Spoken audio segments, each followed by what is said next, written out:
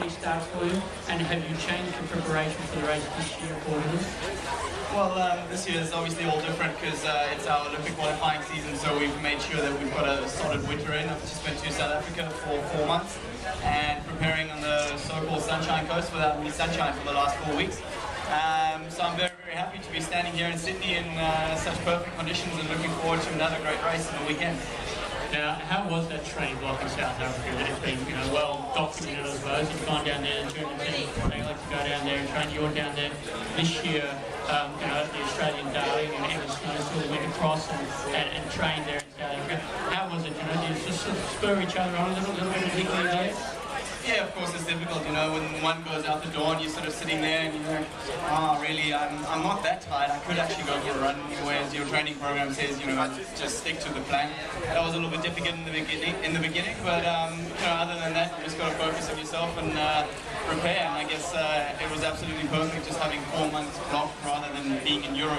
We kind of got to hope that tomorrow you maybe can go out and go for a cycle because it's always raining or snowing, so that was the main thing, and it worked out really well.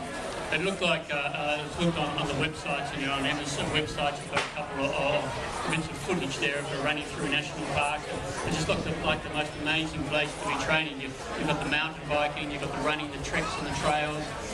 Was it as good as it looked?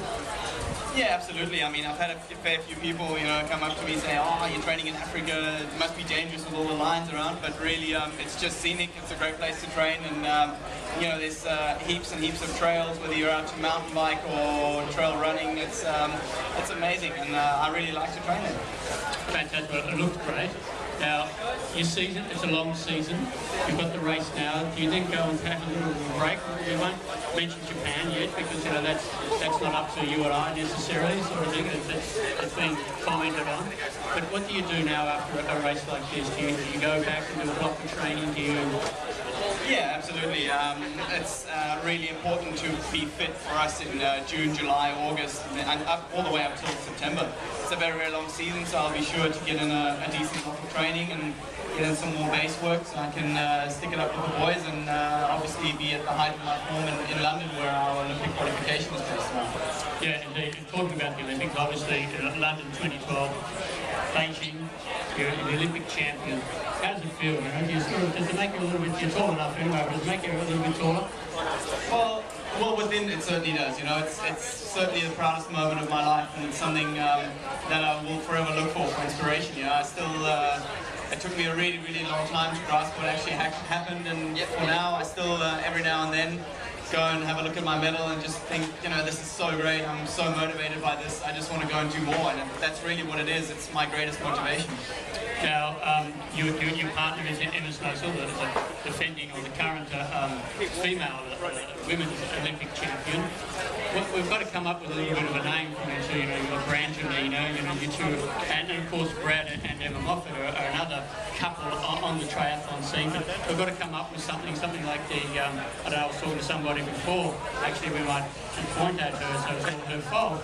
But we were coming up with a couple of names. We thought maybe Fro Seal or Snow Doe or something like that. Do you mind if we give you that type of... Snowdino. Snowdino. How about that one? You like that one? Yeah, that one certainly sounds, I like the lady being mentioned first, so why not that? Very chivalrous of you. Now, it could be something really good in, 16 or so months' time. You could be a two-time Olympic champion. Do you think about that sometimes when you're lying down or you're resting or you're training, are you using it as motivation? Well, 16 months time is a long way down the road. Is a long way down the line, and I've really learned over the last 2 seasons to take it race by race, and not get too caught up with long-term goals. Of course, I mean that would be more than a dream come true. It's an absolute aspiration to even go to the Olympics. So that's primarily what I'm focused on. But also in saying that, I'm not going there to finish 5th or anything like that. When you go there, the Olympics, they've got their own rules, and I'm looking forward to giving it my best again. Was it something you ever thought of as a little yarn?